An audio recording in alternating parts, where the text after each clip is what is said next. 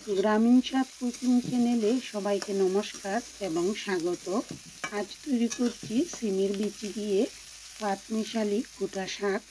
গ্রামের বাড়িতে থাকি বলে বাড়ির আশপাশে কচি কচি অনেক রকমের শাক পাওয়া যায়, আর এই শাক দিয়ে মাঝে মধ্যে একটু ব্যতিক্রম শাকভাজি করলে সবারই ভালো লাগে। শাকভাজির জন্য নিয়েছি খোসা ছাড়ানো সিমের বিচি আর পাঁচমিশালি শাক এরকম কুচিয়ে নিয়েছি। শুরুতেই কড়াইতে পরিমাণ মতো তেল দিলাম, আর তাতে পেঁয়াজ, কাঁচামরিচ, সামান্য একটু রসুন কুচি দিয়েছি। হালকা আঁচে নেড়ে চেড়ে নিয়ে তাতে লবণ হলুদ দিয়ে সিমের বিচিগুলো হালকা ভেজে নিচ্ছি। সিমের বিচি এরকম হালকা ভেজে দিয়ে যে কোনো শাকই রান্না করলে খেতে ভালোই লাগে। প্রতিদিনের খাবারে যে কোনো ধরনের শাকই হজমের জন্য ভালো, আবার চোখের দৃষ্টিও ভালো রাখে।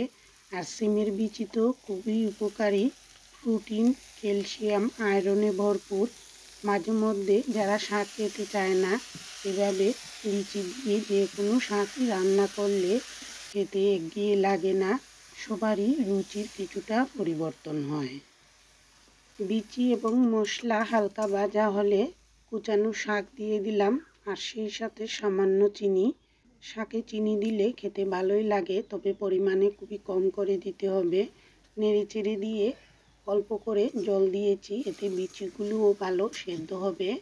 হালকা আঁচে মাত্র 2 মিনিটের মতো ঢেকে রাখলাম। আর কচি কচি শাক খুব একটা ঢেকে দেওয়ার প্রয়োজনও হয় না, এমনিতেই সেদ্ধ হয়ে যায়। এবার 2 মিনিট পর নেড়ে চেড়ে নিচ্ছি, আর জলটা পুরোপুরি শুকিয়ে নেব। লবণে কম ছিল, শেষের দিকে সামান্য লবণ দিয়ে নেড়ে চেড়ে নামিয়ে নিলাম।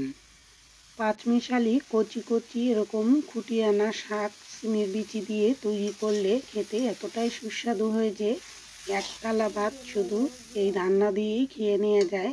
আবার পাতলা ডালের সাথে খেতেও দারুণ লাগে।